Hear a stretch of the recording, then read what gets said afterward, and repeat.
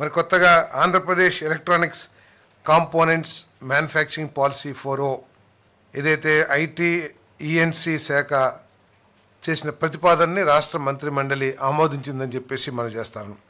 ఇప్పటివరకు ఏమిటంటే మన రాష్ట్రంలో కాంపోనెంట్స్ తీసుకొచ్చి అసెంబ్లీ చేయటం కానివ్వండి, లేకపోతే కాంపోనెంట్స్ని ఇంపోర్ట్ చేసుకుంటాం, ఆ ద్వారానే ఎలక్ట్రానిక్ ఇండస్ట్రీ ఆ స్థాయిలోనే ఉంది తప్పితే పూర్తిగా అన్ని కాంపోనెంట్స్ని ఇక్కడే తయారు చేసుకుని అంటే ఫుల్ ప్రోడక్ట్ని ఒక టీవీ కానివ్వండి, ఒక ఫోన్ కానివ్వండి, లేకపోతే ఎలక్ట్రానిక్కి సంబంధించిన ఏ పరికరమైనా సరే 100% ఇక్కడ మ్యానుఫ్యాక్చర్ కాబోట్లేదని ఇది మనందరికి తెలిసిన విషయమే.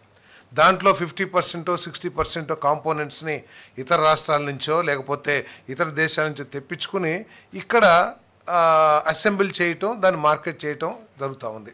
ఈ పాలసీ ద్వారా ఈ ఎలక్ట్రానిక్ ఇండస్ట్రీని అభివృద్ధి చేయాలనేది ఈ పాలసీ యొక్క లక్ష్యం అని చెప్పేసి మనం చేస్తాం. నేను ఈ పాలసీ లేకపోవటం మూలంగా కేంద్ర ప్రభుత్వం ఈ ఎలక్ట్రానిక్ ఇండస్ట్రీస్కి కేటాయించిన ఇన్సెంటివ్స్ని కానివ్వండి, లేకపోతే నిధులు కానివ్వండి డ్రా చేయటానికి మన రాష్ట్రానికి తగు అవకాశాలు లేకపోయినాయి అని చెప్పేసి కూడా ఈ సందర్భంగా మనం చేస్తాం.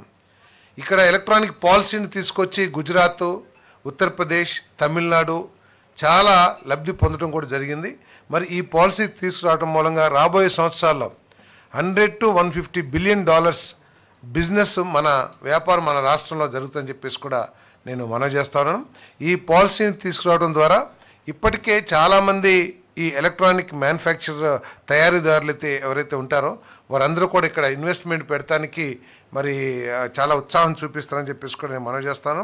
మరి వారు ఇక్కడ ఇండస్ట్రీ పెడతాం ద్వారా ఈ పాలసీ ఉండటం మూలంగా కేంద్ర ప్రభుత్వం నుంచి కానివ్వండి, రాష్ట్ర ప్రభుత్వం నుంచి కానివ్వండి అనేక ఇన్సెంటివ్స్ని పొందటానికి అవకాశం వస్తుందని చెప్పేసి కూడా మనవి చేస్తాను.